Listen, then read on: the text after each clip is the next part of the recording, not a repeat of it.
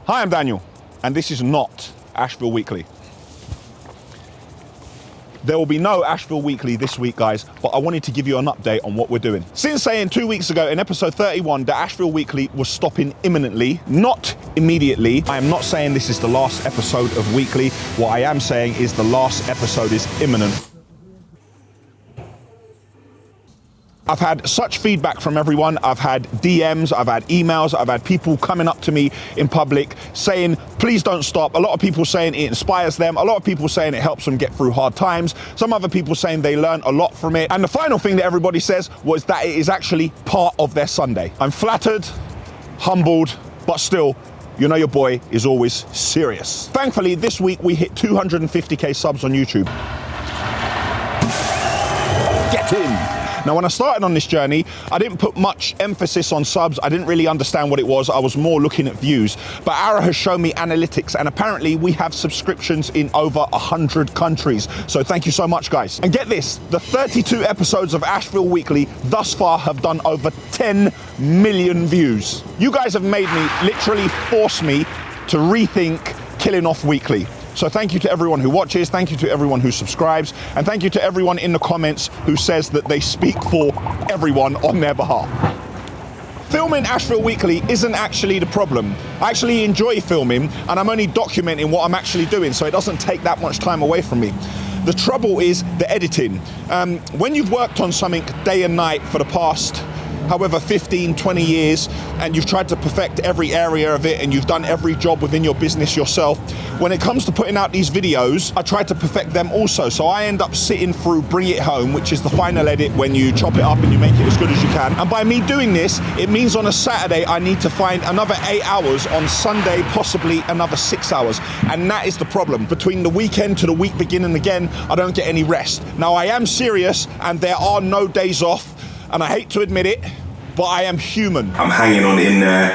I don't feel great. And when you continually do that and you don't have a break for like 4, 5, 6 months, and you do that every weekend and there's never a day off and you don't have a good night's sleep, in the end it begins to get to you, and then the quality of my work, the way I think when I'm trying to be creative, and then it begins to impact that.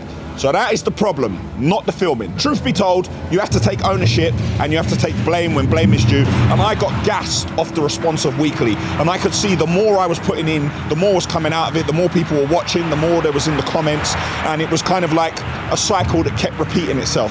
However, it cannot go on like this. It's been an emotional 2 weeks, guys. I've taken input from my video team. I've taken input from friends. I've taken input from family. I've taken input from people on a business level. I've even taken input from people who don't actually watch Asheville Weekly, who have no interest in YouTube. Yes, Asheville Weekly will end one day, but not today.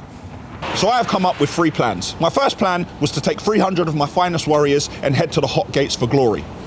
But then when I thought about it, everybody who watches and hates Asheville will probably tell our enemies about the hidden mountain goat path.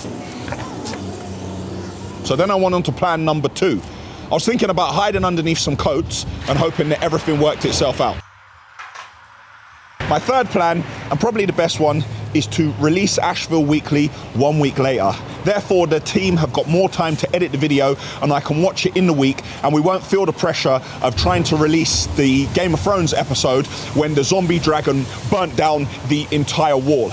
And we have a deadline of 2 p.m. normally on Sunday, and when we don't meet it, my anxiety levels basically get so high that my body goes into shutdown mode. So the next episode of Asheville Weekly, which is number 33, has been filmed already and it's being edited as we speak. Now that is going to be released next Sunday at 9 a.m. and moving forward, all Asheville Weeklies will be released the week after on Sunday at 9 a.m. We'll also be changing it up with less quality on post-production, like screen graphics.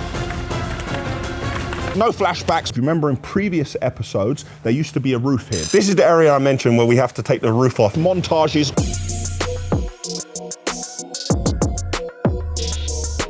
Or drone footage.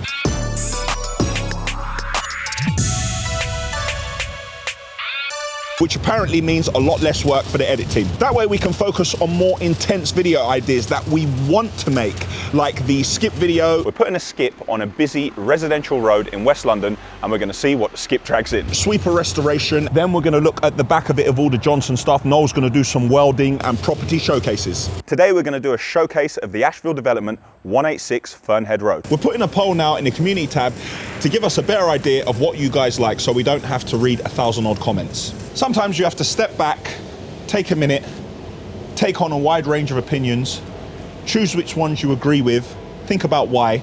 Again, take some time, settle, think about the best way for you to move forward, and then adapt, shift, and evolve. Click here for the Ashfield website. Click here to subscribe to our channel. Click here to see a video of me leaving a skip on a London street as an experiment, and click here for the sweeper restoration video. And hit that subscribe button and that notification button.